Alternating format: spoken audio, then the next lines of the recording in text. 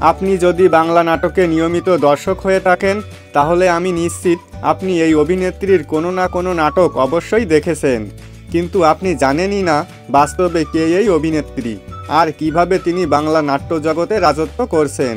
সব কিছু জানতে পারবেন আজকের এই ভিডিওতে। তো চলুন ভিডিওটি শুরু করা যাক। প্রথমে চলুন ছোট পর্দার এই নিখুঁত অভিনেত্রীর পরিচয়টা জেনে আসি। তার পুরো নাম সাবেরি আলম মোতাহের, তবে তিনি সাবেরি আলম নামে সর্বাধিক পরিচিত। তিনি 1968 সালের 12 সেপ্টেম্বর ঢাকায় জন্মগ্রহণ করেন। সাবেরি আলম শৈশবকাল থেকেই ঢাকা শহরে বেড়ে উঠেছেন।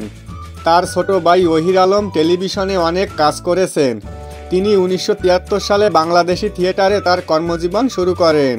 1990 সালে তিনি টেলিভিশনে একজন জনপ্রিয় অভিনেত্রী হয়েছিলেন, কিন্তু বিয়ের পর তিনি নিজেকে অভিনয় থেকে বিরত রেখেছিলেন।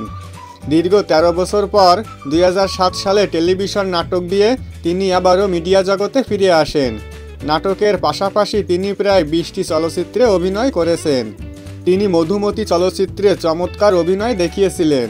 এখান থেকেই তার জনপ্রিয়তা ও পরিচিতি আকাশচুম্বী হয়ে উঠেছিল।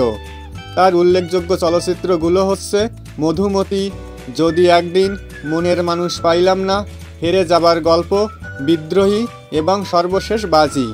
চলচ্চিত্রের তুলনায় নাটকে তিনি বেশি কাজ করে গেছেন।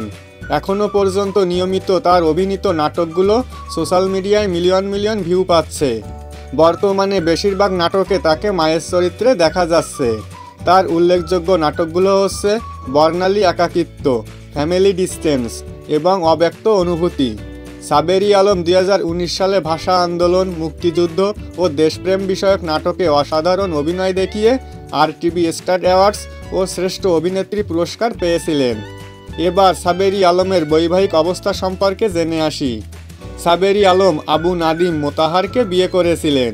এই দম্পতির একটি সন্তানও রয়েছে।